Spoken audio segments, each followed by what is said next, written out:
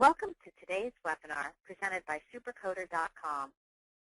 Supercoder.com is an online coding solution offering Part A and B coding reference tools, resources, and not more than 30 specialty coding and compliance newsletters from the Coding Institute in one site. I hope you enjoy this short session. Compliance in that instance are all the parties to this HIPAA compliant, and if you as a provider still have responsibility to oversee even really the HIPAA compliance of that service that you are maybe going to be using or accessing online. So it's very important. I think the bottom line is you can't, as we'll talk about today, you can't just say, well, by using these services I've gotten rid of my HIPAA problem.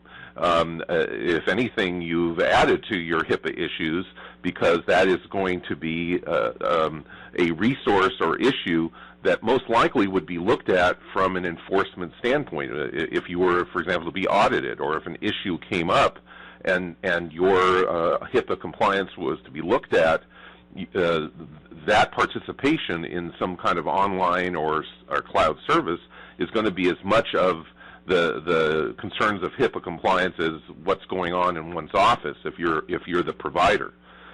Likewise, we'll talk a bit today about the business associate concerns of those who might be sponsoring or putting together some of these services online, and again the relationship as to whether or not they are business associates, and again the ongoing obligations of the provider with respect to these service offerings, if you will.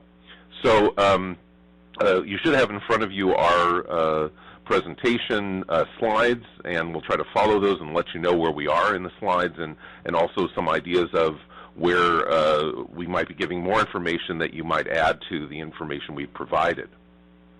Moving on to slide 2, a little more about me. We've already heard from Kelly some of our background.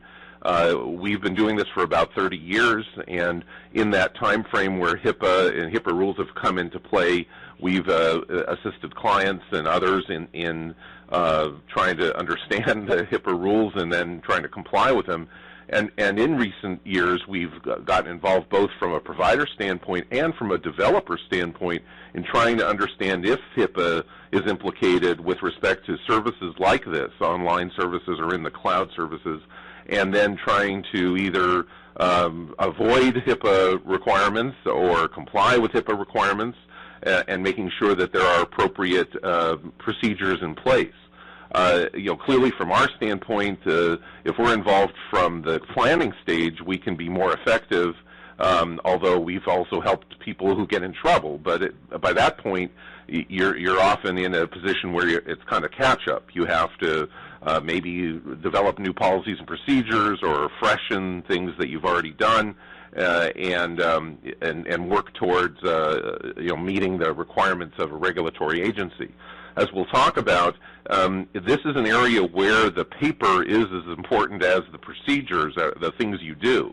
Particularly as we'll talk about into the audit side of things, that the audit is looking at whether or not you've got your T's crossed and your I's dotted with respect to policies and procedures and the other paperwork that the HIPAA compliance requires, and we'll talk more about that in a few minutes.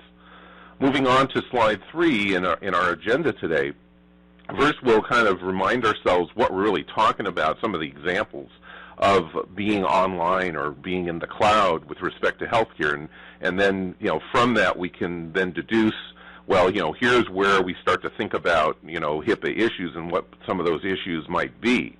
Then moving from there, we would talk a bit about sort of what are the rules themselves. We're not going to take an hour to talk about the rules. We're going to assume you know what HIPAA is, and you've had some experience with it, and we'll try to really pinpoint the issues that kind of relate to being online or dealing with the cloud.